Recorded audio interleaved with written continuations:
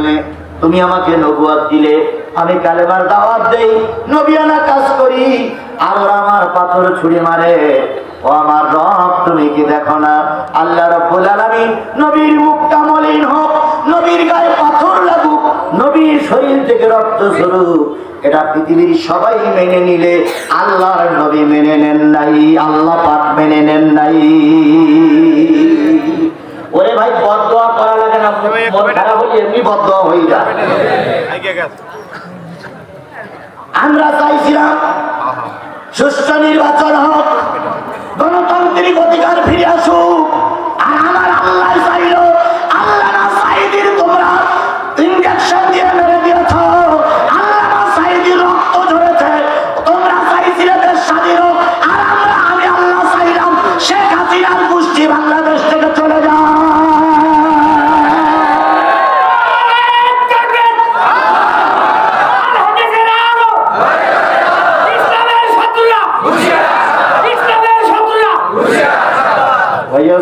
তাই কথা বলেন, ঠিক না বেশি? আচ্ছা বলুন তো, ৫ তারিখের আগে আমরা কি চাইছিলাম শেখ হাসিনা পালাই যাক? আমরা চাইনি। আমরা চাইছিলাম কি? সুষ্ঠু একটা নির্বাচন, পদত্যাগ করো, সুষ্ঠু একটা নির্বাচন করার জন্য কি আপনাকে সরকারের হাতে ক্ষমতা দাও, এটাই তো আমরা চাইছিলাম। কথা বলেন, ঠিক না বেশি? আল্লাহ বলল, তোমরা চাইলে কি আপনাকে, আর আমি চাইলাম দেশ ছাড়। তোমরা চাইলে কি আপনাকে, আমি চাইলাম দেশ ছাড়।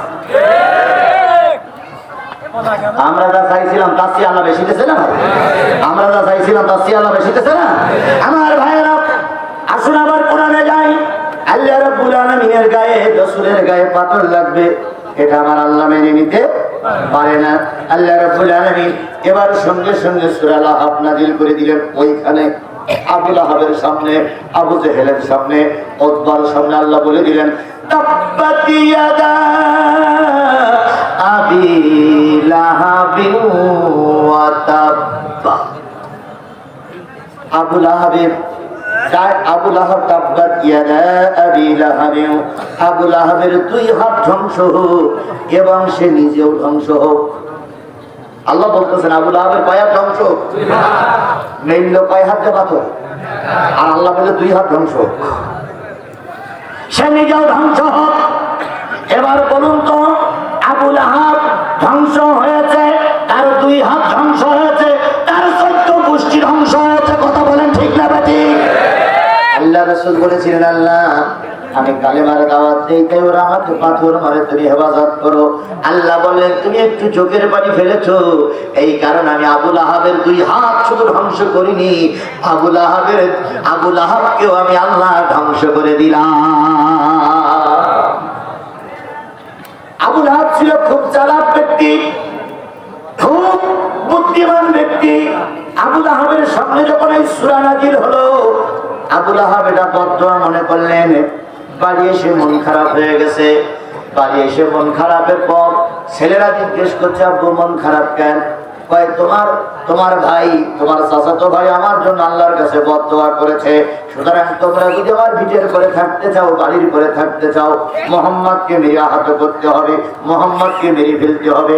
আর একটা দাবি হলো, মুহাম্মাদের 2 মেয়ে তোমাদের সঙ্গে বিয়ে দেওয়া আছে, এই মুহাম্মাদের 2 মেয়ের তালাক দিতে হবে। ছেলেরা উতবার তাইবা 2 ছেলে তখন বলল, আব্বা গন্ডগোল হয়েছে আপনার সাথে, বউ তালাক দেওয়ার সঙ্গে কি সম্পর্ক? আবু লাহাব বলল, কোনো কথা শুনে না, যদি এদেশে আমার দেশে থাকতে চাও, আমার আইন মেনে চলতে চাও, তাহলে মেয়ে তালাক দিতে হবে, আর মুহাম্মদকে অপমান করতে হবে। বাবার কথা অনুযায়ী 2 ছেলে 2 মেয়েকে তালাক দিল। এদিকে নবীজির কালেমার দাওয়াত দারুণ কষ্টের ভিতরে আছে। 2 মেয়েকে তালাক দেওয়া হলো। 2 মেয়ে টুকলা টুকলি বেঁধে নিয়ে যখন বাবার ঘরে চলে গেলেন, নবীজির ঘরে তখন কান্নার রোল পড়ে গেল।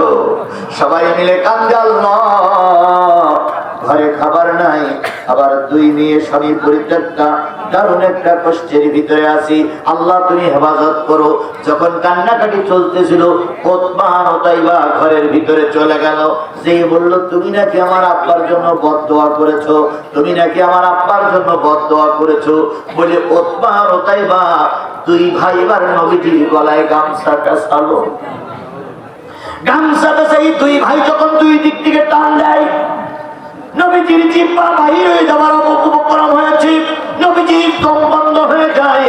ঘরে যে কয়জন মহিলা ছিল সেই কয়জন মহিলা তারা ওদের কাছ থেকে ছাড়াই নিয়েছে। এবার যখন চলে আসে তখন উতবা ও তাইবা রাসূলের পবিত্র বুকের উপরে থুতু নিক্ষেপ করলো। নবীজি দুর্গন্ধ কাফিরের থুতুটা মুছলেন, আর উতবা ও তাইবা শাসাইতে শাসাইতে চলে আসতেছে। আবু লাহাবের স্ত্রী দুইজন সহ পরিবারের সকলে মুহাম্মাদের বাড়ির চারিপাশে ঘিরে রেখেছে, আর মুহাম্মাদকে কষ্ট দেয়, মেয়েগুলো কষ্ট পায়। এমন অবস্থায় ওরা যখন চলে আসে, নবীজি তখন এতক্ষণ নবীজি বদদোয়া করেন নাই। নবীজি বলেন, ও আমার রব, ও আমার আল্লাহ, এই উতবা ও তাইবাকে হিংস্র জন্তু দিয়ে ধ্বংস করে দাও। নবীজি এতক্ষণ চুপ করেছিলেন। এবার নবীজি বললেন যে আমার গলায় গামছা দিয়ে টানলো, মুখে থুতু দিল, তাদেরকে তুমি হিংস্র জন্তু দিয়ে শেষ করে দাও। আবু লাহাব ঘরে ফিরে আসলো, উতবা ও তাইবা ঘরে ফিরে আসলো।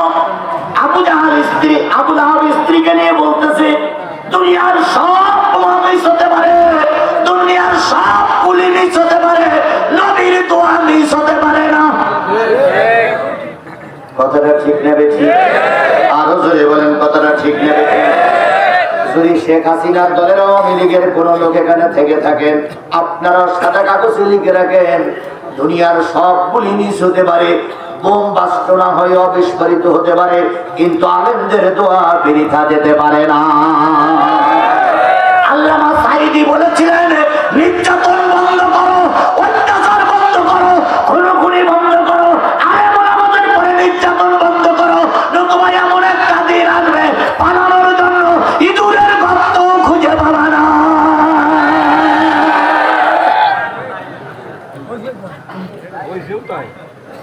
আমি চিন্তা করি, আল্লামা সাঈদী দেশের কথা বলিনি, ঘরের কথা বলিনি, বাড়ির কথা বলিনি, বললেন কিসের গর্ত? ইঁদুরের গর্ত।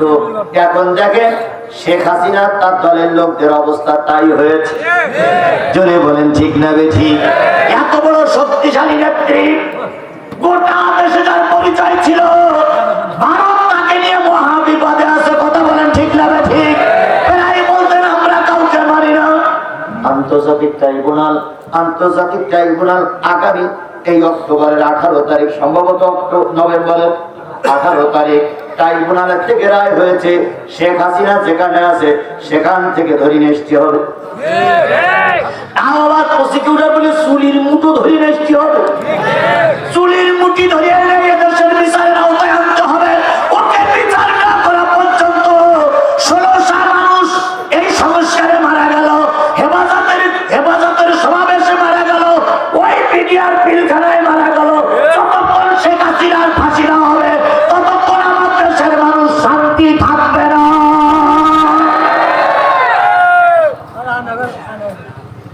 তাহলে ক্ষমতার দাপট দেখাইও না, চিরকাল ক্ষমতা থাকে না। আবু লাহাবের কাছে আবার যাই। আবু লাহাব বাড়ি ফিরে এসে বলতেছে, সর্বনাশ সর্বনাশ সর্বনাশ, মুহাম্মদ যে দোয়া করেছে এ দোয়া তো বৃথা যেতে পারে না, মুহাম্মাদের দোয়া কাজে লাগবেই লাগবেই লাগবে। আল্লাহ বললেন, আবু লাহাব ধ্বংস হোক, তার 2 হাতও ধ্বংস হোক। ওইটা একটু পরে আসতেছে। এবার বলতেছে, মা আগনা আনহু মালুহু ওয়া মা কাসাব, কাজে আসেনি তার ধন সম্পদ, আর তার ছেলে মেয়ে সন্তানাদি তার কোনো কাজে আসেনি। আবু লাহাব যখন রাসূলের মুখে এই দোয়া শুনলেন, বাড়ি এসে বললেন, ছেলেরা খুব সাবধানে থাকিস, নবীর দোয়া বলো বৃথা যাবে না। আবু লাহাব যেখানেই যায় 2 ছেলেরে সেখানেই নিয়ে যায়। আবু লাহাব যেখানে ঘুমায় 2 ছেলেরে সেখানে ঘুম পড়ায়। আবু লাহাব যদি খাটের উপরে থাকে 2 ছেলেরে খাটের নিচে রাখে। আবু লাহাব যদি নিচে পাহাড়ের নিচে থাকে 2 ছেলেরে পাহাড়ের উপরে রাখে। আবু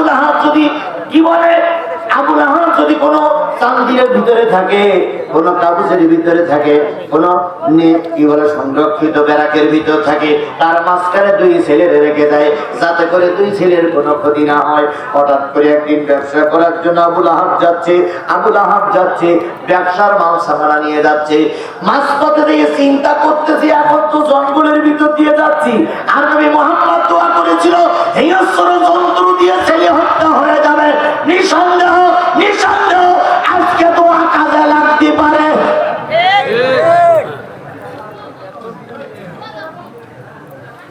আল্লামা সাঈদীর যখন রিমান্ড চলছিল, ভালো করে খেয়াল করেন, আল্লামা সাঈদীর যখন রিমান্ড চলছিল, একজন হিন্দু ভদ্রলোক রিমান্ডের জন্য গিয়েছে। রিমান্ডে যে কত কষ্ট যারা গেছে তারা ছাড়া বলতে পারবে না। 1000 পাওয়ারের একটা পাল ছোট্ট ঘরের ভিতরে আল্লামা সাঈদীর মাথার করে দিয়ে রেখেছে। আল্লামা সাঈদী বললেন আমাকে একটু উজু করার পানি দাও। হিন্দু ভদ্রলোক উজু করার পানি দিলেন। উনি 2 রাকাত সালাতের নামাজ আদায় করলেন, 2 রাকাত নামাজ আদায় করলেন। নামাজে যে সুবহানা রাব্বিয়াল আলা বলে নিজের জীবনের সকল কৃতকর্মগুলো, ভালো মন্দ কাজগুলো মালিকের কাছে বলতেছিলেন সেজদার মাধ্যমে।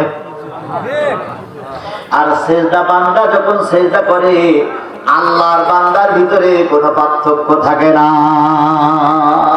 হিন্দু ভদ্রলোক বাড়ি বরিশালে, আমি তার মুখে কথাটা শুনেছি। তিনি বলতেছেন আমার জাতি, আমি যখন আল্লামা সাঈদীর রিমান্ডে গেলাম, যে দেখি তিনি সেজদায় পড়ে পড়ে কার সঙ্গে যেন কথা বলতেছে। ওরা তো নামাজ বোঝে না, ওরা চিন্তা করতেছে কার সঙ্গে কথা বলতেছে। উনি ফিরে এসে নিজের রুমে বসলেন। উপরের থেকে স্বরাষ্ট্র মন্ত্রণালয় থেকে ফোন আসলো, রিমান্ডের খবর কি? স্যার রিমান্ডে তো নেব, উনি কার সঙ্গে গল্প করতেছে। স্বরাষ্ট্রমন্ত্রী সবসময় দেখলি মনে হতো এইটি বেশি মক্ষ, বড় বড় চোখ না ভাই, বড় বড় চোখ। এই বলতে বলতেছে আরে ও তো 4 দেওয়ালের বন্দি, গল্প করবে কার সঙ্গে? ভাই আপনি আসেন, আপনি এসে দেখে যান। উনি মাথা নিচু করে কার সঙ্গে গল্প করতেছে। আমার মন বলতেছে উনি যেখানে সেজদাতে পড়িয়াছেন নিচে মনে হয় আর কেউ আছে, নতুবা কার সঙ্গে গল্প করতেছে। আসলে গল্পটা হচ্ছে কার সাথে? আল্লাহ রাব্বুল আলামিন বলেছেন as-salatu মিরাজুল মুমিনিন। মুমিন যখন নামাজে দাঁড়িয়ে যায়, আল্লাহর সঙ্গে তার কথোপকথন হইতে থাকে। অনেকক্ষণ ধরে আল্লাহর সাথে কথা বললেন।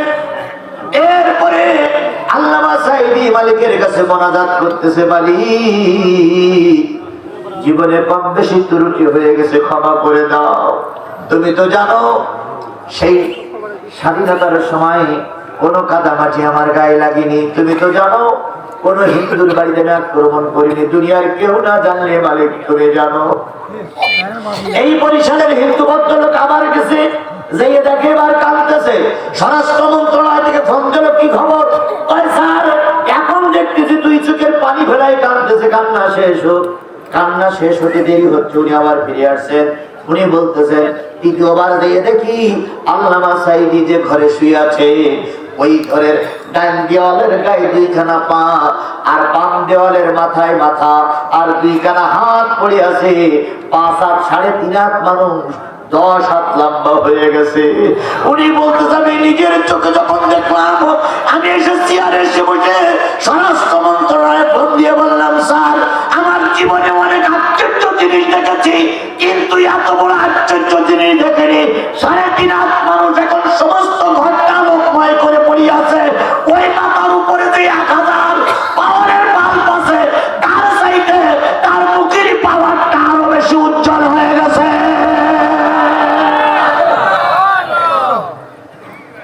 সুতরাং আমার চাকরি থাক আর যাক, আমি ওনার কোন রিমান্ড নিতে পারবো না। আর একটু জোরে বলা যাবে না সুবহানাল্লাহ?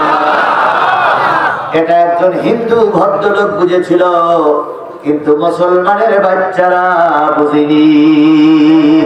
আল্লামা সাঈদীর রায়ের পরে, নেতাজি সাহেবের রায়ের পরে উল্লাপাড়ায় আনন্দ মিছিল করেছিল যারা, তাদের ভিতরে কিছু টুপি আলানো ছিল না? ছিল না?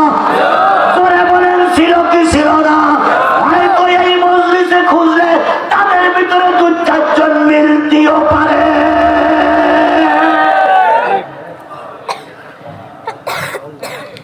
এই আনন্দ মিছিলে 2-4 জন টুপিওয়ালা এখানেও আছে। সেদিনকে বলেছিল আল্লাহ মাওলানা সাইদি তুই রাজাকার তুই রাজাকার, দ্বন্দ্ব নয়তে নিজামি তুই রাজাকার তুই রাজাকার। কথা বলেন ঠিক না বেঠিক? ওরাই সেদিন ফাঁসির দাবি করেছিল, আমার আজকের মাহফিলে ওরাই মাইক ধরেই বলে বাংলাদেশ জামাত ইসলামের ক্ষমতায় দেখতে চাই। ক্ষমতায় দেখবা তুমি নিজামির ফাঁসি দিয়েছিলে, তুমি ক্ষমতার কি দেখবা দুলাভাই? তবে হ্যাঁ, আমরা আপনাদের শত্রু মনে করি না, আমরা আপনাদের শত্রু মনে করি না। গতকালকে একটা ছবি আপনারা দেখেছেন, ডাক্তার মোহাম্মদ শফিকুর রহমান, উনি একটা সমাবেশে দিয়ে একটা প্রতিবন্ধী লোকের সঙ্গে দেখা হয়েছে। প্রতিবন্ধী পাক নুলো পাক, উনি ওনাকে ডেকে নিয়ে সবুজ কালারের, এরকম সবুজ কালারের একটা জামা তার গায়ে, উনি ওনাকে ডেকে নিয়ে হাজারো মানুষের সামনে, লক্ষ মানুষের সামনে জড়াই ধরলেন। প্রতিবন্ধী মানুষটার কপালে ছোঁয়া দিয়ে বলেছে, ভাই তুমিও আল্লাহর বান্দা, আমিও আল্লাহর বান্দা। এরকম একটা মানুষের হাতে যদি আজকে আমরা দায়িত্ব তুলে দিতে পারি, আর উনি যদি গণভবনের প্রধান হন, উনি যদি জাতীয় সংসদের প্রধান হন, আমি বিশ্বাস করি বাংলাদেশের 18 কোটি মানুষ শান্তিতে ঘুমাতে পারবে।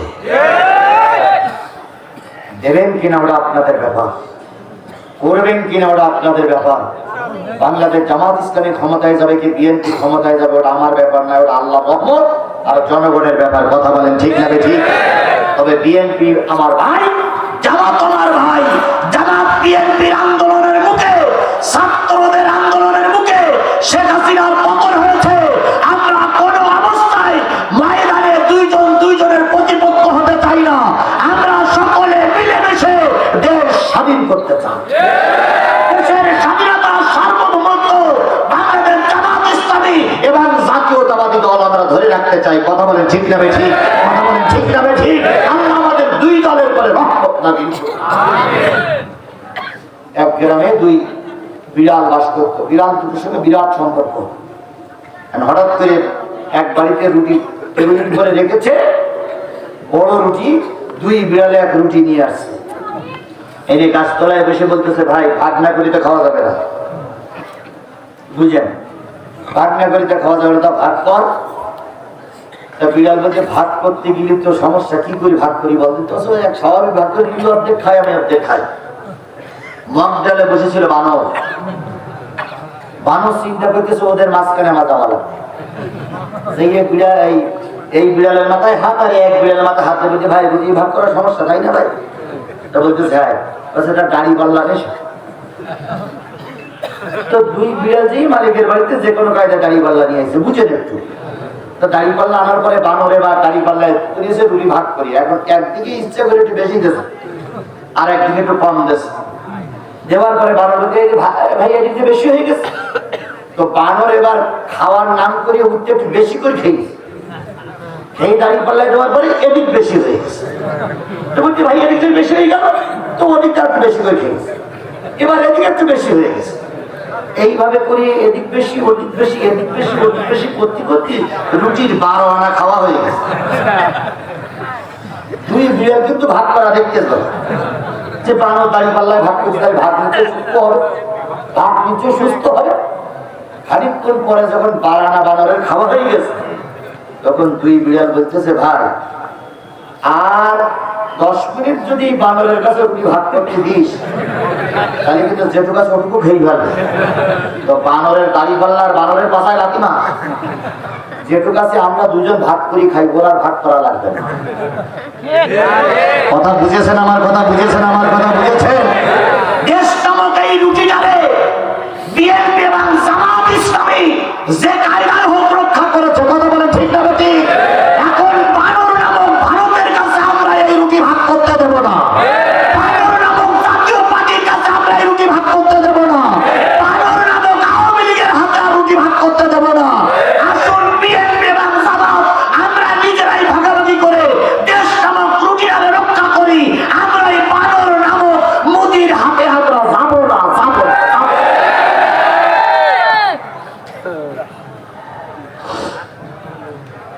আমরা কথা কি বুঝেছেন আপনারা? এরপরেও যদি বলেন হুজুর কি বললো তা বুঝলাম না, তাহলে আপনার মনে হয় বগলে এখনো চুল উঠিনি আপনার।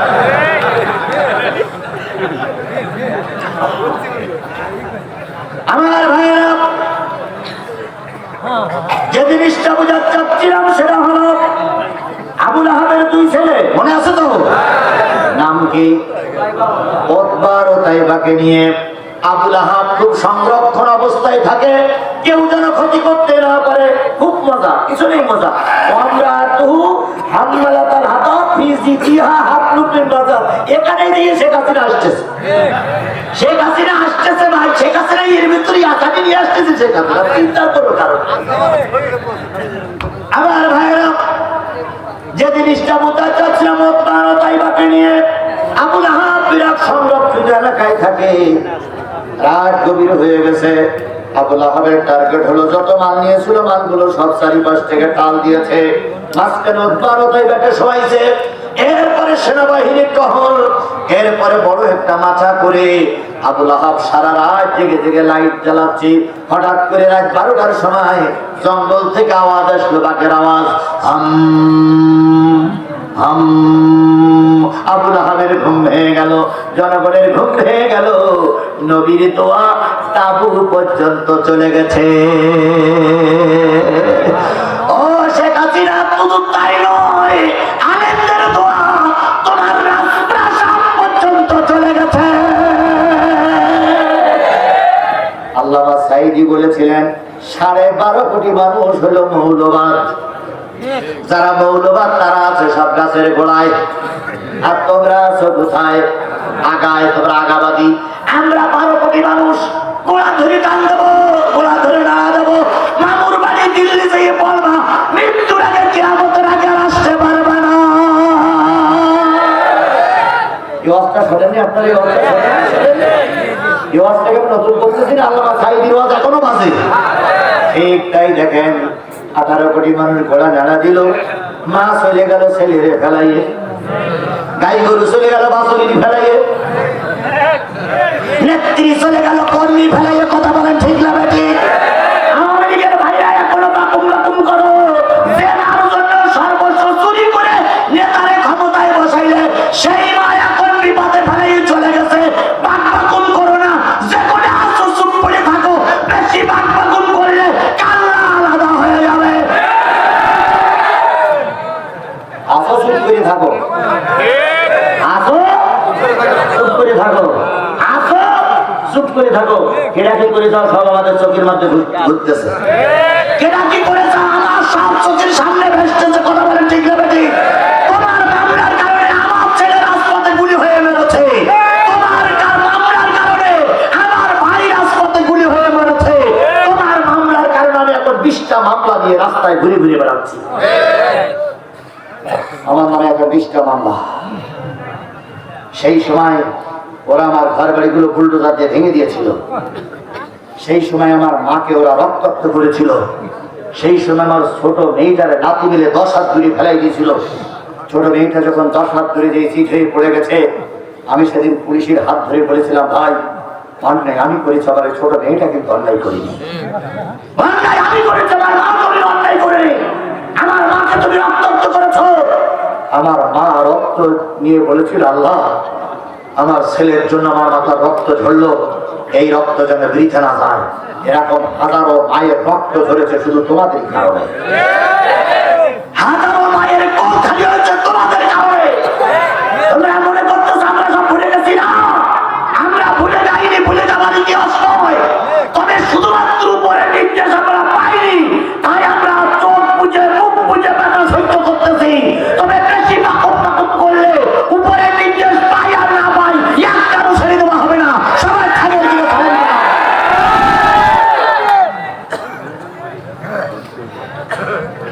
আসো চুপ করে থাকো, বেশি বাড়াবাড়ি করো না। বেশি বাড়াবাড়ি করলে আমার আল্লাহ সহ্য করে না। কথা বলেন ঠিক না বেঠিক? বেশি বাড়াবাড়ি করলে আমরা কিন্তু ওই ধৈর্যের বাদ ভেঙে গেলি তখন কে নিষেধ করলো আর কে হুকুম জ্বালাইয়ে দেখার সময় নেই, কিন্তু একদম ঠ্যাঙের পাঁচটা ভেঙে ফেলতেন। খান সাহেব সবরের রস করে গেলেন, খান সাহেব ও সবরের রস করলেন। আমাদের প্রধানমন্ত্রী আকবর আলী ভাই সবরের ওয়াজ করলেন। মাহফিল থেকে যেয়ে থেকে দেয়ালের গায়ে পিঠ লাগিয়ে ওবাইদুল কাদের দাঁড়াই আছে। বলেন সবরের ওয়াজ তখন কাজে লাগবে? সবরের ওয়াজ তখন কাজে লাগবে?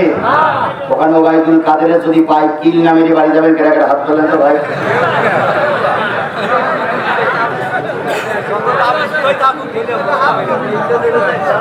না মেরে আমরা কেউ বাড়ি যাবো না। কথা বলেন ঠিক যাবে? ঠিক। চুপ আছো, চুপ থাকো, বেশি বাদ বাতুল করো না। জনগণ যদি খেপে যায়, ব্যবসা প্রতিষ্ঠান থাকবে না, স্কুল কলেজে যেতে পারবে না, বাজার ঘাটে যেতে পারবে না, বহু ছেলে পিলের কাছে থাকতে পারবে না। জনগণ পিঠে পাচার ছাপটা তুলে ফেলবে। এখন আবার বলতেছে সীমানার পাশে আছে, চুপ করে ঢুকে পড়বো, তাই বলতেছে না? কারণে সীমানার নিকটে আছে, চুপ করে ঢুকে পড়বো। আমরাও বলতেছি এসো, আসো, আসো, জনগণ তোমাদের লাঠিতে তেল লাগাই তোমার জন্য অপেক্ষা করতেছে। কথা বলে ঠিক যাবে? ঠিক। এরকম শক্তি আছে, আসো। পৃথিবীর ইতিহাস বলে কোন স্বৈরাচার দেশ থেকে পালিয়ে যাওয়ার পর আর ফিরে আসেনি। এরাই পৃথিবীর ইতিহাস। কথা বলেন ঠিক না? ঠিক। সুতরাং আপনারা উল্টো বসবেন না, সাদা কাগজে লিখে রাখুন, শেখ হাসিনা যতই বাকবাকুন করুক এদেশে আর ফিরে আসতে পারবে না। তবে হ্যাঁ, সরকার তাকে ধরিয়ে নিয়ে আসবে, আমরা তাকে ধরিয়ে আনবো। আমি এর আগেও বলেছি, যদি এই ট্রাইব্যুনালের বিচারপতি শেখ হাসিনার কোন দালাল কোন দেশে পালিয়ে থাকো, বিমানের চাকায় বেঁধে ঝুলাইয়ে ঝুলাইয়ে দেশে আসবে। এ কথা বলিনি আমি, এর আগে ওয়াজে বলিনি আমি। সেই কথার পরে এখন অটুট আছি। আমি যতক্ষণ বেঁচে আছি ততক্ষণ আমার কথার পরে মজুদ আছি। এদের ক্ষমা করা যাবে না। তবে হ্যাঁ, সাধারণ লোক যারা চুপচাপ আছো, ক্ষমার ভিতরেই আছো। তোমাদের করে আমাদের কোনো অভিযোগ নেই। অভিযোগ হলো সেই ভোট চোরের বিরুদ্ধে, যে আমাদের ভোট কেন্দ্রে না দিয়ে রাতারাতি ইমাম সেজে, রাতারাতি ইমাম সেজে জনগণের ভোট কেড়ে নিয়ে রাতারাতি নেতা হয়েছে। এই ইমাম আর এই মহাজের জনগণ ক্ষমা করবে না। আজ হোক কাল হোক এদেরকে বিচারের আওতায় আনা হবেই, হবেই হবে।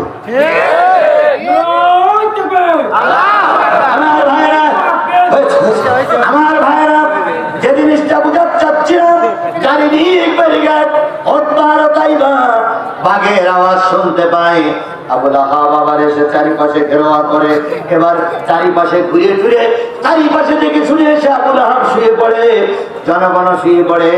এবার দুইটা বাঘ জঙ্গল থেকে কি কায়দায় খুব আস্তে আস্তে করে প্রথম পাহাড় টপকালো, তারপরে বালির বস্তা টপকালো, তারপরে মাংসমানার বস্তা টপকালো, তারপর আবুল আহাবের বুকের পথ দিয়ে টপকালো। ধরবে না ধরবে, ওতবারও তাই বাইরে যেই ধরিস। আল্লাহ রাব্বুল আলামিন বলতেছে, মা আগুনা আনুমালুহু ওয়া মা কাসাব।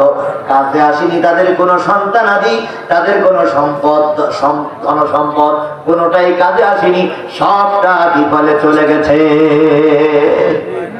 এবার দুইটারে ধরেছে, ধরার পরে কোনো জায়গায় আঘাত করিনি, ওই অবস্থায় দুইটা ঘুমাইও আছে।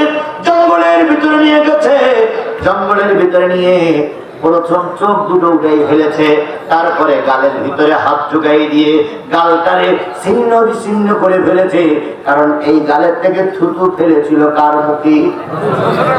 নবীজির মুখে থুতু ফেলেছিল। আল্লাহ এটা মেনে নিতে পারি নাই, গালটারে ছিন্ন বিচ্ছিন্ন করলো, মাথাটা আলাদা করে ফেললো, পা দুখানে আলাদা করে পড়লো, একটা একটা শরীরকে 70 ভাগে ভাগ করে সাজাইয়ে সাজাইয়ে সাজাইয়ে সাজাইয়ে রেখে গেছে। কিন্তু দুই হিংস্র জন্তু একটা অংশ তারা খায়নি, সব সাজাইয়ে সাজাইয়ে রেখেছে। সকালবেলা আবুল আহাবের ঘুম ভেঙে গেল। আবুল আহাব চিৎকার করে বলতেছে, কই আমার উতবা, কই আমার উতাইবা। খুঁজতে খুঁজতে জঙ্গলের ভিতরে দিয়ে দেখে 70টা ভাগ করে গেছে, একটা টুকরা গোশত তারা খায়নি। আবুল আহাব তখন চিৎকার দিয়ে বলতেছে, নবীর দোয়া জঙ্গল পর্যন্ত ঢুকেছে।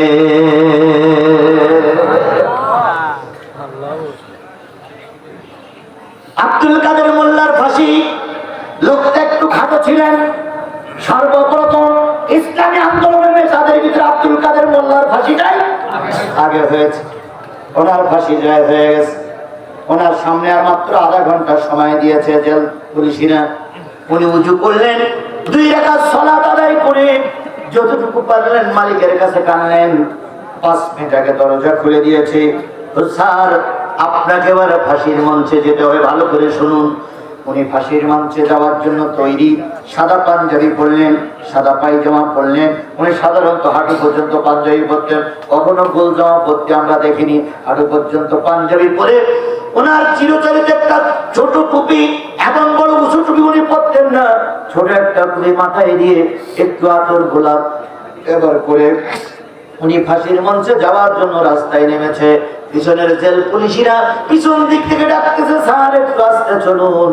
আব্দুল কাদের মোল্লা বলতেছে, ভাই আমারে ছেড়ে দাও, আমি আমার অন্তর দিয়ে লক্ষ্য করতেছি আল্লাহ রসুল জান্নাতের সিঁড়িতে দাঁড়ায় আছে। আল্লাহ নাই বলতেছে, আব্দুল কাদের রে, দীর্ঘ 26টা বছর দিন কায়েমের আন্দোলন করেছ, 26টা বছর দাঁড়িয়ে আমাদের বসে দোয়া করেছ, শহীদ মৃত্যু, আজকে তোমার মৃত্যু অপেক্ষা করতেছে। আর আমি আল্লাহ রসুল জান্নাতের সিঁড়িতে অপেক্ষা করতেছি। আমি জান্নাতের ভিতরে সুন্দর বিছানা তৈরি করে রেখেছি। আব্দুল কাদের আসো, তুমি আর আমি একই জান্নাতে থাকবো। তিনি সত্য বলল, সত্য, মিথ্যা বলল মৃত্যু, কিন্তু তার কথাটা ছিল এরকম। এবার যখন তিনি এই কথা বলে চলতেছেন, ফাঁসির সামনে যে দাঁড়াইছেন, এখনো কাজ শেষ হয়নি, আর 2 মিনিট পরে তার চমকুই পড়াবেন। তিনি বলতেছেন, ও জল্লাদ ভাইরা, তাড়াতাড়ি ফাঁসির কাজটা সেরে দাও। জল্লাদেরা বলতেছে, স্যার কত মানুষকে ফাঁসি দিলাম, কেউ বা কান্নাকাটি করে, কেউ বা আবল তাবল কথা বলে, কেউ বা ভয়ে কেন্দ্রে ফেলে, কেউ বা ভয়ে কাপড় চোপড় নষ্ট করে। আপনার মনে একটু ভয়ের চিহ্ন তো দেখা যায় না, মুখে একটু ভয়ের চিহ্ন দেখা যায় না, কারণটা কি? আব্দুল কাদের মোল্লা ভাই বলতেছে, ভাই এখান থেকে 10 মিনিট আগে এখানে একটা গন্ধ ছিল না, এখন একটা সুন্দর গন্ধ পাওয়া যাচ্ছে, তোমরা কি কেউ নাকে শুকেছ? একজন জল্লাদ বলেছে, হ্যাঁ এখন একটা নতুন গন্ধ পাওয়া যাচ্ছে। আব্দুল কাদের মোল্লা ভাই বলেছিলেন, ও আমার জল্লাদ ভাইরা, জান্নাতি ফেরেশতারা চারিপাশে ঘিরে রেখেছে, ওদের জন্য এই জায়গাটা এত সুগন্ধে ভরপুর হয়ে গেছে, ওরা আমাকে নেওয়ার জন্য এসেছে। দেরি করো না, দেরি করো না, আমাকে ফাঁসির কাজ শেষ করে তোমাদের আদর শেষ করে ছেড়ে দাও। আমার রাসূল আল্লাহর ফেরেশতারা আমার জন্য অপেক্ষা করতেছে। ও আমার ভাইরা, কারোর মৃত্যু হয় স্বর্গীয় মৃত্যু, আর কারোর মৃত্যু হয় জাহান্নামের মৃত্যু। বাংলাদেশের অগ্নিকন্যা বলে খ্যাত, নাম তার কি বলেন? মতিয়া চৌধুরী। তিনি ছিলেন বাংলাদেশের একজন অগ্নিকন্যা, নাম দিয়েছিলেন অগ্নিকন্যা। কেন? তিনি ছিলেন সেই স্বাধীনতার যুদ্ধে বিরাট ভূমিকা পালন করেছিলেন। ওনাকে নাকি 17 জন না 18 জন পাকিস্তানি কি ধর্ষণ করেছিল, সত্য মিথ্যা আমি জানি না। উনি অগ্নিকন্যা নামে খ্যাত। উনি যখন মারা গেলেন, এই ইউনূস সরকার তার কবরের জন্য একটা আলাদা জায়গা দেয়নি। কোথায় কবর দেওয়া হলো? ওনার স্বামী যে কবর ছিল, ওই কবরের হাড়টি সরাইয়ে ওর ভিতরে গর্ত করে ওখানেই মাটি দিয়েছে এই অগ্নিকন্যারে। এবার অগ্নিকন্যা মারার পরে তার বোন আর তার মেয়ে বলতেছে, আমার বাপ জন্য একটু কবর হলো না।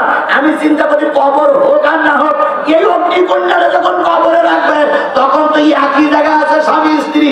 ফেরেশতা যখন বলবে মান রব্বুকা মান দীনুকা, আগেরটা বলবে আমার তো এই প্রশ্নের জবাব দেওয়া হয়ে গেছে, আবার কেন? একই কবরে 2 জনের জায়গা, তার মানে গোটা বাংলাদেশে 3.5 জায়গা হলো না কবরের জন্য। কথা বলেন ঠিক না বেঠিক? তোমরা চেয়েছিলে বাংলাদেশ জামাত ইসলামী ছাত্র শিবির বাংলাদেশ থেকে নিষিদ্ধ, আর আমার আল্লাহ চেয়েছে তোমরা ইসলামী ছাত্র শিবির নিষিদ্ধ করতে চেয়েছো। তোমাদের সংগঠনকে জঙ্গি বানিয়ে গোটা পৃথিবীতে ছাত্রদের নিষিদ্ধ করা হলো। ওরা ছাত্র শিবিরকে নিষিদ্ধ করেছিল, এখন ওরাই নিষিদ্ধ। কথা বলেন ঠিক না বেঠিক? এখন গোটা দেশে একটা ডাক এসেছে, পুরো সংগঠন আওয়ামী লীগ নিষিদ্ধ করা হোক।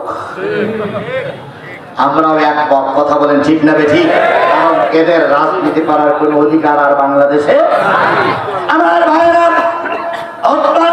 মারা গেল, এবার আসলে আবু জেহেলের আল্লাহ পাক বললেন নিজেও ধ্বংস হবে।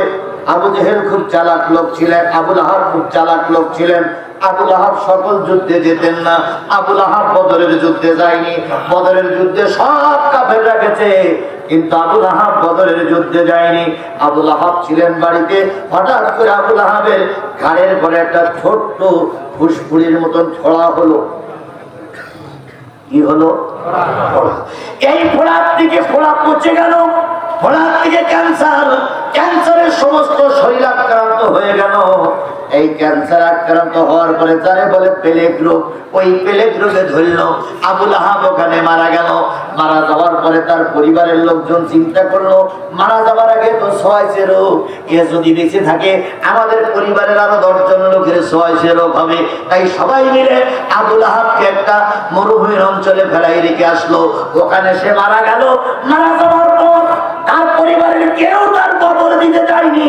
শেষ পর্যন্ত প্রতিক্রিয়া যাওয়ার পথে দেখে একটা লাশ পড়ে আছে। ওরাই গর্ত ঘুরে ওর ভিতরে রেখে গেল। আবুল আহাবের শেষ দেখার মতন কোন লোক হয়নি। আল্লাহ বলে আবুল আহাব তোর 2 হাত ধ্বংস হোক, তুইও ধ্বংস হবে। কারণ তুই পাথর ছুঁড়ে মারেছিস কার দিকে? এই কথা বলেন, কার দিকে? আমার আল্লাহ এটা সহ্য করতে পারিনি। বলুন তো ট্রাইব্যুনালের প্রসিকিউশন অথবা বিচারালয়ের যে বিচারালয়ের একজন বড় একজন নেতা ছিল, তিনি সকল রায়ের ব্যাপারে সরকারের দলের একটা বড় নেতা ছিলেন। তিনি যখন মারা গেলেন, এই লোকটারও জানাজা বাংলাদেশে হয়নি। করোনায় যখন মারা গেল তখন তার জানাজা পড়ার মতন কোন লোক হয়নি। এমনকি তার পরিবারের ছেলে মেয়ে বউ বাচ্চা কেউ দেখতে পায়নি। সকলে কাঁদতেছে যে বাবা তুই মারা গেলে তোমার লাশটা আমরা একটু দেখতে পাইলাম না। তাহলে এ খেলা কার? জোরে বলেন, এ খেলা কার? দয়া করে আমাদের কাঁদাবেন না, দয়া করে আমাদের কাঁদাবেন না। আমার জহুরুল ভাই সাক্ষী, একবার উল্লাপাড়ার একটা বন্যাকান্দির এক মাহফিলে কেমন আমাদের পিছনে ওরা লেগে গেল। শেষ পর্যন্ত গাড়ি থাকলো একদিক, আমি আর জহুরুল ভাই গেলাম একদিক, আমার ড্রাইভার আরেকদিক, তৎকালীন এমপি এবং এমপির দালালেরা সব আমাদের হন্যে খুঁজতেছিল। সেদিন জহুরুল ভাই আমার হাত ধরে কেঁদে বলেছিলেন, ভাই আজকে হয়তো আপনিও মারা যাবেন, আমিও মারা যাব। সেদিন আমরা 2 ভাই কি বলে মাঠের ভিতর দিয়ে, এরপরে নদীতে এসে দেখি নৌকা নাই, এই কি বলে নৌকার মাঝি নাই। মাঝিরে আবার কোনো কায়দায় ডেকে এনে উনি আমাকে পার করে দিয়ে গাড়ি আবার বিভিন্ন জায়গা থেকে ঘুরিয়ে আমাকে তুলে নিয়ে যখন আমি রোড পার হলাম, তখন ভাই বললেন যে ভাই আপনি কি রোড পার হয়েছে? আমি বললাম ভাই আল্লাহর রহমতে রোড পার হয়ে গেছি। আমার কথা হলো এই জুলুম তোমরা করেছো, আমরা কি অন্যায় করেছিলাম? আমরা কি অন্যায় করেছিলাম? আমি উল্লাপাড়ার ভোটার না, আমি উল্লাপাড়ার কোনো এমপি ক্যান্ডিডেট নয়, আমি উল্লাপাড়ার কোনো চেয়ারম্যান ক্যান্ডিডেট ছিলাম না। তাহলে আমাদের এই কষ্ট দেওয়ার পরে আমরা পথ দেওয়া করিনি, কিন্তু পথ দেওয়া না করলেও আল্লাহ ঠিকই কবুল করেছে। কথা বলেন, ঠিক না বেটি? তোমরাই আমাকে মায়ের চেয়ে উঠতে দাওনি, কথা বলতে দাওনি। আর আজকে উল্লাপাড়ার মানুষ তোমাদের 132 তালাক দিয়েছে, তোমাদের আর মঞ্চে ওঠার কোনো সুযোগ নাই।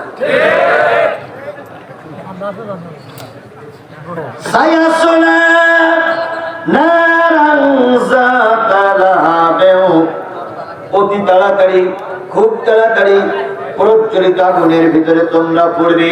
দুনিয়ার জাহান্নাম তো আছো, পরকালের জাহান্নাম তোমাদের ভোগ করা লাগবে। কথা বলেন, ঠিক না বেঠি? এবার আল্লাহ রাব্বুল আলামিনের মতো শুধু আবুল আহাব নয়, তার স্ত্রীও এই বিপদের সম্মুখীন হবে, তার স্ত্রী তার ছেলে মেয়েও এই জাহান্নামের ভিতরে ঢুকবে। 2-1 লোক ওঠে কেন? আর 10-15 মিনিট থাকা যাবে না, আর 10-15 মিনিট থাকা যাবে না। এখনো তো মেয়ে লোকের পাল্লা এখনো পড়িনি। এইবার তো আমরা তো স্ত্রী পর্যন্ত আছে, এইবার তো খেলা।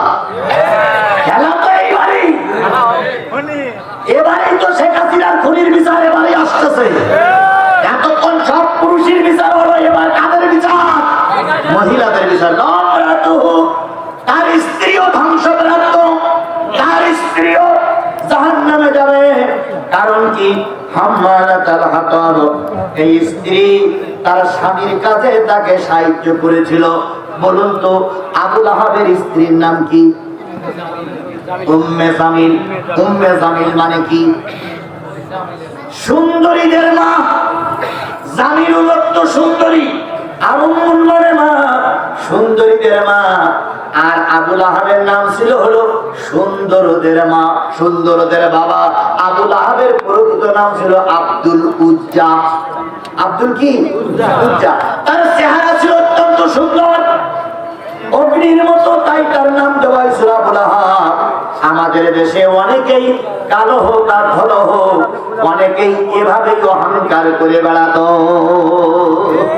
কি কায়দায় বলেছিল শেখ হাসিনা বলেছিল খালেদা জিয়ার আর ডক্টর মোহাম্মদ ইউনূসীর ওই পদ্মা সেতুটি নিয়ে কি করতে হবে? টুস করে ফেলাই দিতে হবে। তাই বলেছিল, টুস করে ফেলাই দিতে বলেছিল। সেদিন এই শেখ হাসিনা জানতো না ডক্টর মোহাম্মদ ইউনূস ক্ষমতার প্রধান চেয়ারে বসবে। সেদিন উনি জানতো ওনার কোনো ক্ষতি করতে পারবে না। আজকে দেখো তুমি অহংকারী, একটা জায়গা পাচ্ছ না, কি খাচ্ছ আল্লাহ ভালো জানে, কোথায় আছো আল্লাহ ভালো জানে, কোন দরবারে আছো, কোন কুড়ে ঘরে আছো আল্লাহ ভালো জানে। আর যার নামে এতগুলো মামলা দিলে তিনি কিন্তু এখন ক্ষমতার বড় চেয়ারে বসে আছে। আর খালেদা জিয়ারে সবাই সেলুট দিচ্ছে। কথা বলেন ঠিক না বেঠিক? খালেদা জিয়াকে সবাই সম্মান করতেছে। তাহলে মানুষকে সম্মান করতে শেখো, আল্লাহ ইজ্জত দেবে। মানুষকে বেইজ্জতি করবা, ওর চাইতে বড় বেইজ্জতি আল্লাহ তোমারে করবে। উম্মে জামিল মানে সুন্দরীর মা, চেহারাও ছিল এরকম সুন্দর। আল্লাহ রাব্বুল আলামিন বলতেছে শুধু আবু লাহাব ধ্বংস হবে না, শুধু মুজিবার ধ্বংস হবে না, মুজিবারের মেয়েও ধ্বংস হবে। শুধু আবু লাহাব ধ্বংস হবে না, আবু লাহাবের স্ত্রীও কেন ধ্বংস হবে? আবু লাহাব যত অন্যায় কাজ করতো, সব অন্যায় কাজে এই বুড়ি সাহায্য করতো। আবু লাহাব পথে কাটা দিত, কাটাগুলো এনে উম্মে জামিল তার স্বামীর কাছে দিত। আবু লাহাব ঘরের ভিতরে বিষটা ফেলে দিত, উম্মে জামিল স্বামীর হাতে বিষটা এনে দিত। আবু লাহাব রাসূলের ঘরের সামনে আগুন ধরাইতো, ওই উম্মে জামিল লাকড়ি এনে কাঠ এনে সেই আগুনকে প্রজ্বলিত করতো। এই জন্য আল্লাহ রাব্বুল আলামিন বলতেছে শুধু আবু লাহাবের ছেলে, আবু লাহাবের পরিবার, আবু লাহাবের সম্পদ ধ্বংস হবে না, সেই সঙ্গে উম্মে জামিল ধ্বংস হবে। স্বপ্ন দেখে বাবাই বলে মাগো তুমি যাবে গিয়ে, স্বপ্ন দেখে বাবাই বলে মাগো তুমি দিল্লি যাবে, তোমায় আবাই ঠেকায় কে ডাকে আসে ঢাকায়, তোমায় আবাই ঠেকায় কে ডাকে আসে ঢাকায়, দেশটা তো আমার একা অন্য কারো নয় মাগো, দেশটা তো আমার একা অন্য কারো নয়। আমার কন্যা শেখ হাসিনা কাউকে সে যে ভয় পায় না, দড়ি তাহার বান্দা আছে দিল্লির খোটায়, দড়ি তাহার বান্দা আছে দিল্লির খোটায়, দেশটা তো আমার একা অন্য কারো নয় না গো, দেশটা তো আমার একা অন্য কারো নয়। এই উম্মে জামিলের ভাই ছিল আবু সুফিয়ান, আর উম্মে জামিলের পিতা ছিল তৎকালীন যুগে জাতির পিতা যিনি, তিনি ছিলেন হারবের কন্যা উম্মে জামিল। আর এই হার ছিল হলো গোটা মক্কার মানুষের কাছে বিরাট এক জবরদস্ত নেতা, তাকে সেই সময় জাতির পিতা বলা হতো। হারবের কন্যা হলো উম্মে জামিল, আর ওদিকে আবু সুফিয়ান খুব বর্ণাঢ্য রাজবংশের লোক। ভাই মোনাজাত করবেন না? ভাই মোনাজাত আসুন, মোনাজাত করে যান। আমি একটা আলোচনা প্রায় শেষ, একটা আয়াত বাকি আছে, একটা আয়াত পরেই মোনাজাত করবো। যুবকদের এই মাহফিল, আপনারা যদি চলে যান যুবকরা কষ্ট হবে। কথা বলেন ঠিক না ঠিক? আল্লাহর কোরআনের মাহফিল, আপনারা চলে যাচ্ছেন, আমি তো কোরআন দিয়েই বোঝাচ্ছি। যদি বিএনপি ভাইরা চলে যান, আমি আপনাদের বলি, আমি তো বিএনপি বিপক্ষে একটা কথাও বলিনি, বলেছি যদি জামাতের ভাইরা চলে যান, আমি তো জামাতের বিপক্ষে একটা কথাও বলিনি। যদি মনে করেন আমরা আওয়ামী লীগের লোক, আপনারা আওয়ামী লীগের লোক চলে যাবেন কি থাকবেন ওটা পরের কথা, কিন্তু আমি তো আপনাদের আওয়ামী লীগের একেবারে জাহান্নামে ঢুকাই যাইনি। আমি তো কোরআন হাদিস দিয়ে যেটা মিলতাল হয় সেইটাই বলতেছি, কথা বলে ঠিক না বেঠিক? সুতরাং আজকের এই মাহফিল আমাদের জীবনের শেষ মাহফিল হতে পারে, কথা বলেন ঠিক না বেঠিক? আজকের এই মোনাজাত আপনার জীবনে আর নাও আসতে পারে। যে কয়জন লোক চলে যাচ্ছেন, এই যে হেঁটে চলে যাচ্ছে যুবক, তোমাদের মতন লোকও কিন্তু মারা যায়। তোমাদের বাপ মা কি কবরে নাই? তাহলে তাদের জন্য একটু দোয়া করে গেলে না, তার আগেই চলে গেলে। আমি নিজেই বলেছি আমার কয়টা মামলা, সবাই মিলে বলুন কয়টা মামলা? 20টা মামলা। 5 দিনের রিমান্ডে ছিলাম। আল্লাহ রসুল বলেছেন 3 ব্যক্তির দোয়া বৃথা যায় না, তার ভিতরে একজন মাজলুম। আমি যে মাজলুম এর ভিতরে কোনো সন্দেহ নাই। কোন বক্তা, বাংলাদেশের কোন বক্তা, নাম করা 2-1 ছাড়া কোন বক্তা বাংসুজে বলুক দিন তার নামে কয়টা মামলা বলুক। হয়তো কোন নেতার দ্বারা অত্যাচারিত হয়েছে, অথবা কোন নেতা অপমান করে মঞ্চের থেকে নামাই দিয়েছে, কিন্তু মামলা খাটেনি। আর আমি মামলা কেটেছি 20টা। 300 দিন জেলখানার ভিতরে ছিলাম। 365 দিনে 1 বছর, আর 65 দিন হলে আমার 1টা বছর পূর্ণ হতো। কিন্তু আল্লাহ পাক ওই সুন্নতের আগে আমার 300 দিন জেলের ভিতরে রেখে 2-3 বার জেলে গেছি। 3 বার জেলে যাওয়ার থেকে মোট 300 দিন জেল খাটতে হয়েছে। 20টা মামলা, 5টা দিন আল্লাহর কসম কোরআন শরীফ আমার সামনে, 5টা দিন আমার হাত বাঁধা ছিল, পা বাঁধা ছিল, কোমরে দড়ি পড়া ছিল। 5টা দিনের ভিতরে 1টা বারের জন্য আমার চোখ খুলে দেয়নি ওরা। তাহলে আমি মাজলুম ব্যক্তি নই। 2 নম্বর, আমি সাতক্ষীরাতে বলতে এসেছি আমি মুসাফির। মুসাফির দোয়াও আল্লাহ ফিরাই দেয় না, কথা বলেন ঠিক না বেঠিক? সব দিন সব বক্তার ওয়াজ ভালো হয় এটা বলা যাবে না। অনেক সময় তারেক মনোয়ারের ভালো বক্তার ওয়াজও মানুষ শোনে না। আমি ওয়াজ শোনার জন্য আপনাদের বসতে বলতেছি না, শুধু মুসাফিরের আর মাসুমের দোয়া কবুল হয় সেই নিয়ত করে তো আমরা শেষ মোনাজাত পর্যন্ত থাকতে পারি। আর আমি কোনো মতে আর 20 মিনিটের উপরে যাবো না। আমি ভরে দেখেছি, আমি 9:30টায় আমার ভাইরা 9:30টায় আমাকে উঠাইছে, এখন 11:30টা বেজে গেছে, আমার হক আদায় করা হয়ে গেছে। 2 ঘন্টা আলোচনা শেষ। আমাকে আর 20টা মিনিট লাগবে এগুলো কোথায় আনতে। 20টা মিনিট সময় দেওয়া যাবে না।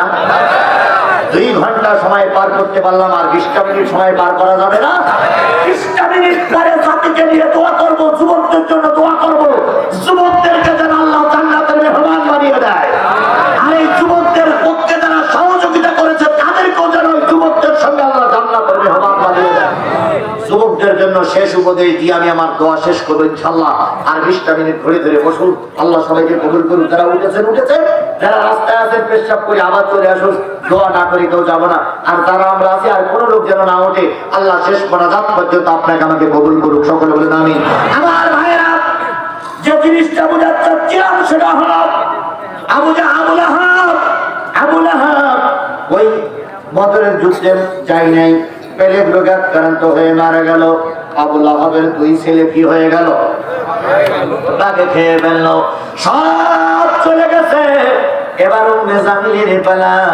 উম্মে জামিলের শরীরে বিরাট রাগ, মুহাম্মাদের কারণে আমার পরিবার শেষ। বাপ হত্যার প্রতিশোধ নেব, স্বামী হত্যার প্রতিশোধ নেব, ভাই হত্যার প্রতিশোধ নেব, আমার পরিবার হত্যার প্রতিশোধ নেব। উম্মে জামিল এবার ঘুরে ঘুরে বেড়ায়। কিভাবে ঘুরে বেড়ায় আল্লাহ পাক সেটাই বলতেছে কোরআনে,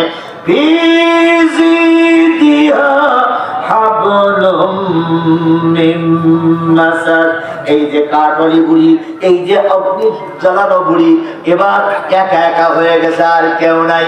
পরিবারের সবাই শেষ, আর সাথে কেউ নাই। আমাদের কাঠওয়ালা বুড়ির পরিবারের সবাই শেষ হয়েছিল, ছেলে একটা বোন। আর উম্মে জামিলের পরিবারের সবাই কি শেষ? স্বামী গেছে, ছেলে গেছে, মনে বড় কষ্ট। কিভাবে এই স্বামী হত্যার বিচার করা যায়, কিভাবে ছেলে হত্যার বিচার করা যায়, এইভাবে একা একা ঘুরে ঘুরে বেড়ায়। আর তার পায় তার কাছে মোহাম্মদের বিরুদ্ধে গালিগালাজ করে, আর মোহাম্মদকে খোঁজে, কোথায় মোহাম্মদ, কোথায় মোহাম্মদ, কোথায় মোহাম্মদ বলতে পারো। এভাবে খুঁজতে খুঁজতে খুঁজতে খুঁজতে বুড়ির বয়স হয়ে গেছে। বুড়ি শুধু বলে, আমি আমার স্বামী হত্যার বিচার নেব, ছেলে হত্যার বিচার নেব, মোহাম্মদকে যেখানে পাই সেখানেই হত্যা করে ফেলবো। ইতিমধ্যে আল্লাহর নবী মক্কা থেকে হিজরত করে কোথায় চলে গেছে? মদিনায় চলে গেছে। মদিনায় ইসলামী রাষ্ট্র হয়ে গেছে। মদিনার মোহাম্মদের সঙ্গে আর বুড়ির দেখা হয় না, কিন্তু বুড়ির ভিতরে আগুন দাউ দাউ দাউ দাউ করে জ্বলতেছে, যেমন জ্বলতেছে এখন শেখ হাসিনা নামক বুড়ির অন্তরে। আজকেও বক্তব্য দিয়েছে, আজকেও বক্তব্য দিয়েছে, এই হুজুরা বেশি বাড়াবাড়ি করতেছে, ওদের বাড়ি ঘরে আক্রমণ করো। এদের দলের লোকদের বলতেছে আক্রমণ করো, আক্রমণ করতে এসো, দেখো আমও যাবে, সালামও যাবে।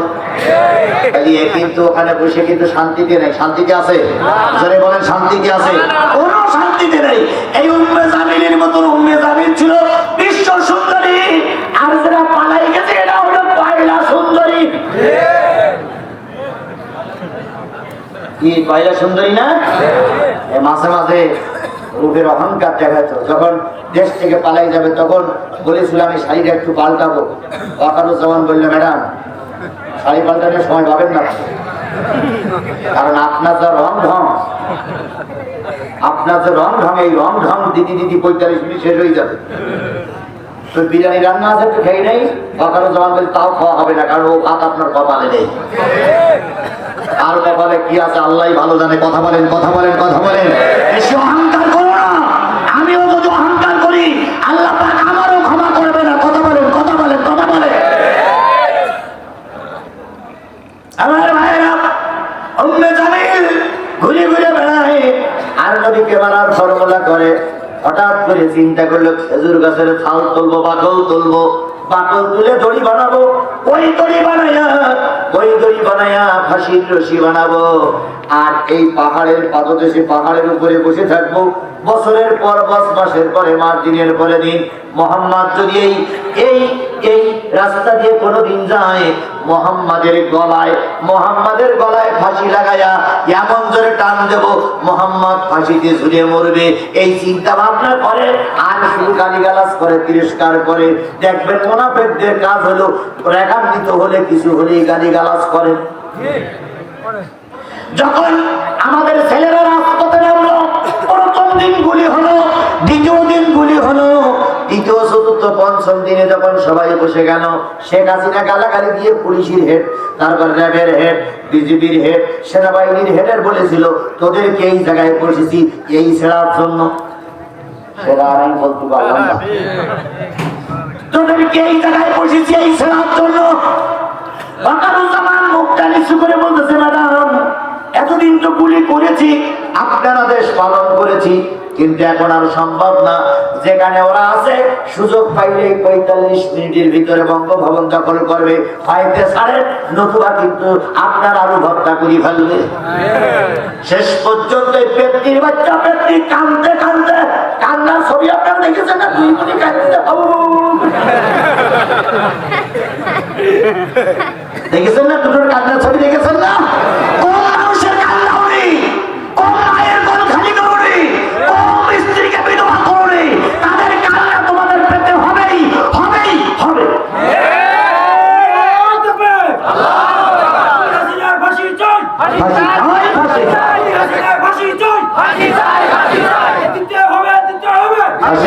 আমার ভাইরা, এই উম্মে জামিল পাহাড়ের উপরে বসে গলায় দড়ি শিকল বানাইয়া শুধু ঘরে আর কয় কে যাবে মোহাম্মদ, আর খবর জানো কায় না।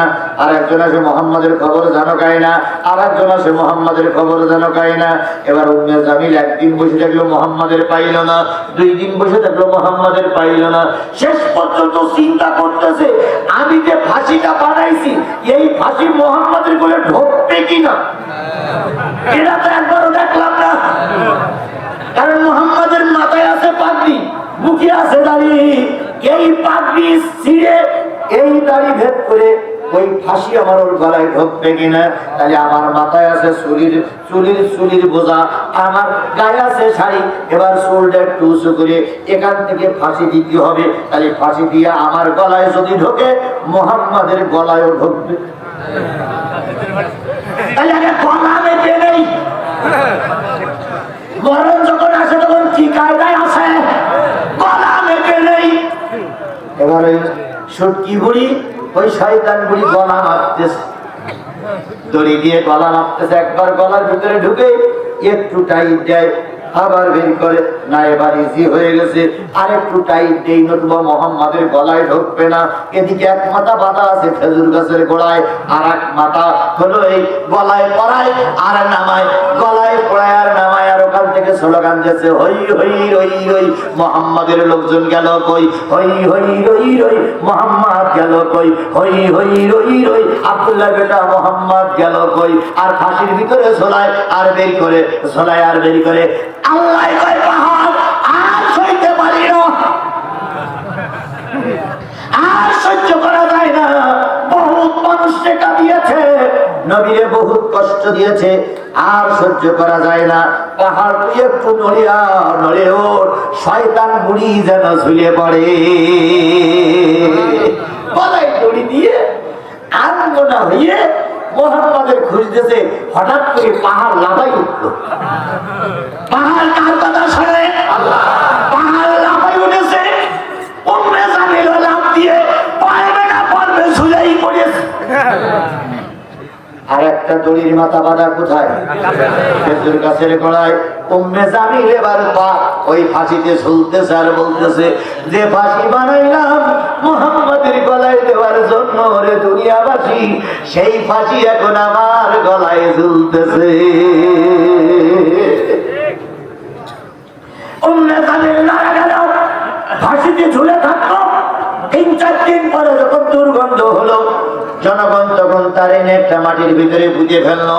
আজকে শেখ হাসিনাও ভারতে বসে উম্মে জামিলের মতো আফসোস করতেছে, যে ট্রাইব্যুনাল করেছিলাম যুদ্ধ অপরাধী মারার জন্য, সেই ট্রাইব্যুনালে আমার গ্রেফতারি পরোয়ানা জারি হয়ে গেছে, সেই ট্রাইব্যুনালে আমার বিচার করবে। গোটা বাংলাদেশের লোকের সাক্ষী রেখে বলে গেলাম, ভাই তাজুল ইসলাম, ভাই ট্রাইব্যুনালের বিচারপতিরা আপনাদের কাছে দাবি করতেছি, ঠিক উম্মে জামিলের যেমন ফাঁসি হয়েছিল, গোটা দেশের 18 কোটি মানুষ এই আবু লাহাবের মেয়ে, এই আবু জেহেলের মেয়ে, এই আবু লাহাবের স্ত্রী, এই আবু জাহেলের কন্যা, ফেরাউনের কন্যা, ঠিক উম্মে জামিলের যেমন ফাঁসি হয়েছিল, ওপেনলি প্রকাশ্য ময়দানে আমরাও শেখ হাসিনার ফাঁসি চাই।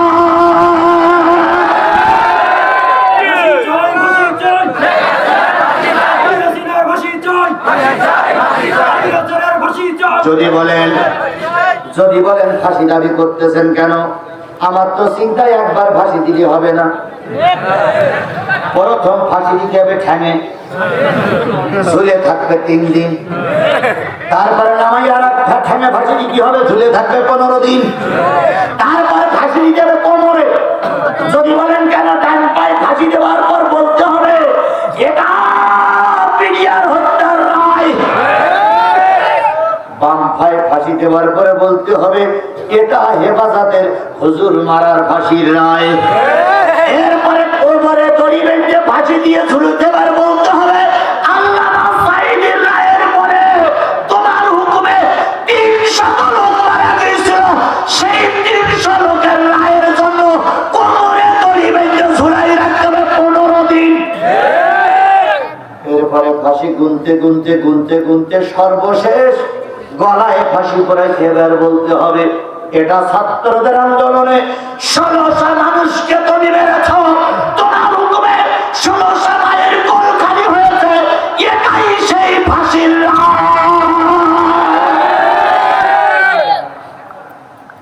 কথা। ঠিক না বেঠিক? আরো জোরে বলেন কথা ঠিক না বেঠিক? সুতরাং উম্মে জামিলের যে দশাই হয়েছিল, আজকে আলেম ওলামা ইসলাম কোরআনের বিরুদ্ধে অবস্থান নেওয়ার কারণে শেখ হাসিনারও হয়তো সেই অবস্থা অপেক্ষা করতেছে। আল্লাহ পাক সুষ্ঠু তদন্তের মাধ্যমে, সুষ্ঠু বিচারের মাধ্যমে দোষী ব্যক্তিরা শাস্তি পাক। আপনারা কি একমত? আমিরে জামাত বলেছে কোন নির্দোষ ব্যক্তি যেন শাস্তি না পায়, কোন মিথ্যা মামলায় যেন কাউকে জড়িত করা না হয়। কারণ আওয়ামী লীগ মিথ্যা মামলা দিয়ে আমাদের ক্ষতি করেছে, তাই বলে আমরাও কি মিথ্যা মামলা দিয়ে কাউকে ক্ষতি করবো? এই মুসলমান তালিকে এটাকে আল্লাহর কাছে জবাবদিহিতা করা যাবে। সুতরাং আজকের এই বিশাল জনতার কাছে আমার একটাই দাবি, যতদিন বেঁচে আছি, যতক্ষণ বেঁচে আছি, যে কয় মিনিট বেঁচে আছি, ইসলামের পক্ষে থাকবো, কোরআনের পক্ষে থাকবো। কোরআনের পক্ষে থাকতে গিয়ে যদি নিজামীর মতন আমার ফাঁসি হয়, কোরআনের পক্ষে থাকতে গিয়ে যদি আল্লামা সাঈদীর মতন জেল কাটতে হয়, কোরআনের পক্ষে থাকতে গিয়ে যদি আমার রাজপথে গুলি হয়ে মারা যেতে হয়, আমি সব মেনে নিতে রাজি, কিন্তু কোরআনের শত্রুর কাছে মাথা নত করতে রাজি না। রাজি আছেন? দুই হাত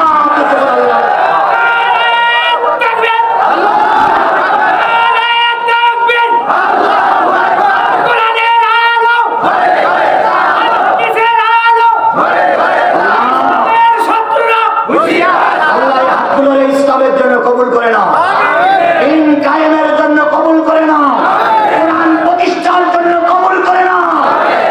আগামী কাল থেকে হাতগুলো উঁচু করলাম, এ ওয়াদা আমাদের মনে করিয়ে ইসলামের পক্ষে কাজ করার তৌফিক দিয়ে না।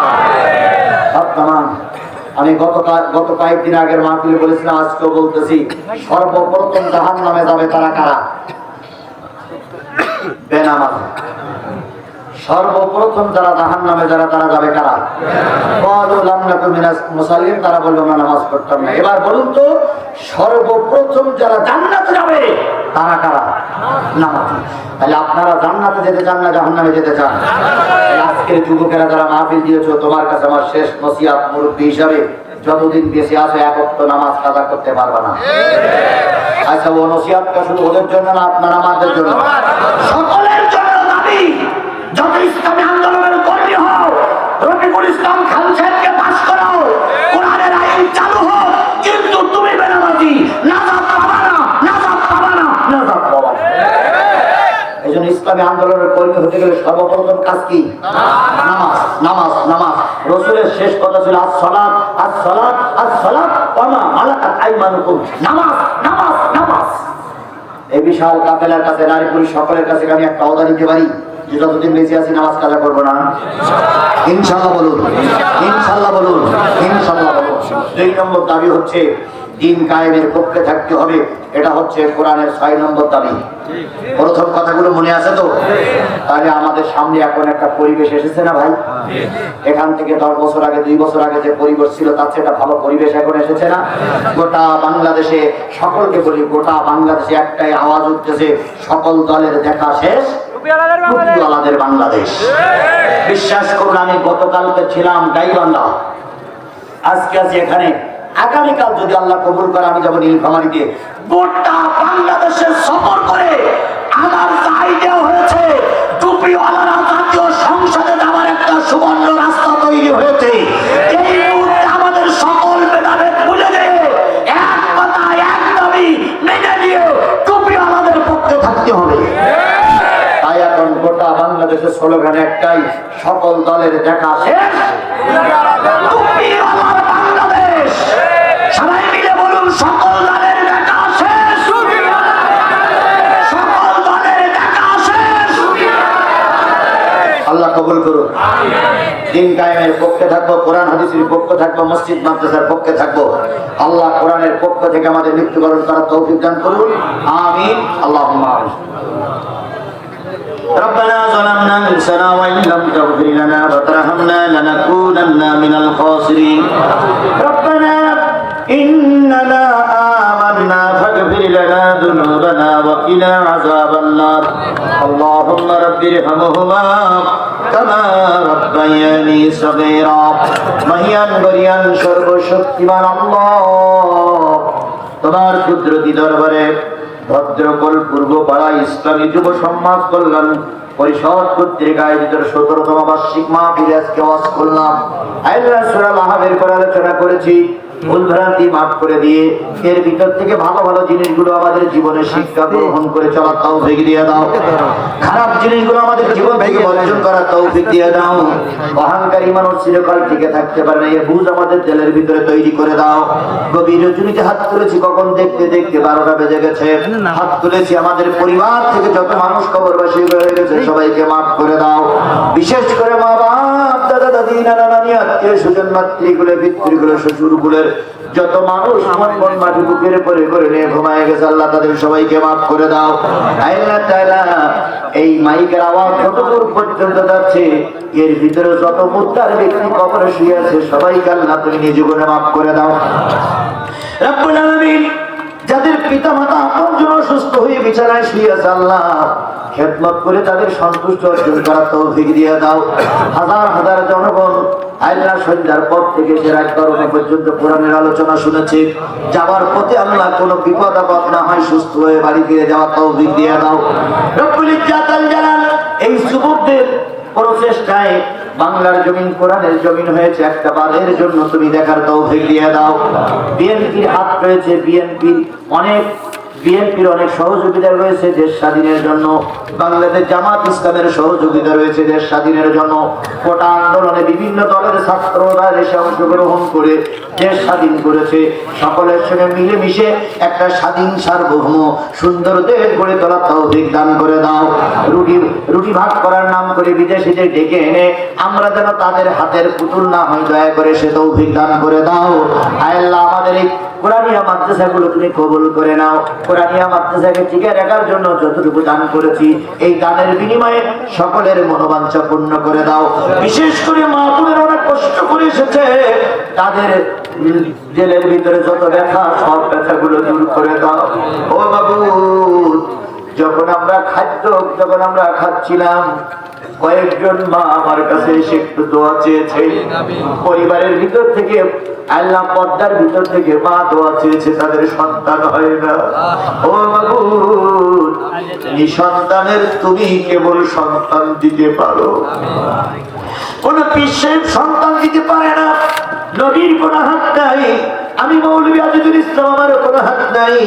শুধু এই বিশাল জনতাকে নিয়ে তোমার কুদরতি দরবারে হাত তুলেছি। বাবু, যে মায়ের কোলে সন্তান আসতেছে না, ওই মায়েদের কোল জোড়া 2টা 3টা 2-3 মায়ের সন্তান দিয়ে দাও। আল্লাহ তাআলা আগামী বছর যদি আবার উল্লাপাড়ায় কোথাও আসার সুযোগ হয়, আমি যেন এই কথা শুনি যে মায়ের জন্য দোয়া করেছিলাম সে মা হয়ে গেছে। ও বাবু, দয়া করে আমাদের বুটগুলোর মা বানায় দাও। যে মেয়ের মা হয় না, যে মেয়ে জীবনে মা হতে পারে না, তার বুকে বড় একটা হাহাকার থেকে যায়। মেয়েরা সবসময় চাই ছোট বাচ্চা আমাকে মা বলে ডাকুক। ও মালিক, যে বোনটা মা হতে পারছে না, ওই বোনটার মনে বড় ব্যথা, বড় কষ্ট। দয়া করে এই বোনটারে তুমি মা হওয়ার পরিবেশ তৈরি করে দাও। অনেক বোন বিয়ে হয় না, ভালো পাত্র দেখে বিয়ের ব্যবস্থা করে দাও। অনেক স্বামী স্ত্রীর ভিতরে মিল মহব্বত তৈরি করে দাও। তোমার দোস্তের খাতিরে মঞ্চে যত আলেম ওলামা আছে সবাইকে আল্লাহ তুমি কবুল করে নাও। আল্লাহ তাআলা এই এলাকায় আরো 2টা মাহফিল আছে। 6 ডিসেম্বর মাহফিল আছে শাহবাজপুর, 6 ডিসেম্বরের মাহফিল শাহবাজপুর। 21 ফেব্রুয়ারির মাহফিল হচ্ছে কাজীপাড়া, পাথারপাড়া, কবরস্থান। 8 নভেম্বর মাহফিল আছে বেলকুচি কবরস্থান, বেলকুচি কল্যাণপাড়া। 8 নভেম্বর, 6 ডিসেম্বর, 21 ফেব্রুয়ারি। 3টা মাহফিল ছাড়া আরো যে মাহফিল গুলো আছে সব মাহফিল গুলো সুন্দরভাবে বাস্তবায়ন করার তৌফিক দিয়ে দাও। যে কথা বললে জাতির উপকার হবে, আল্লাহ আমার মতন গুনাহগারের মুখ দিয়ে সেই কথাগুলো জাতির সামনে তুলে ধরার তৌফিক দিয়ে দাও। সুবহানা রাব্বিকা রাব্বিল ইজ্জাতি আম্মা ইয়াসিফুন ওয়া সালামুন আলাল মুরসালিন ওয়ালহামদুলিল্লাহি রাব্বিল আলামিন।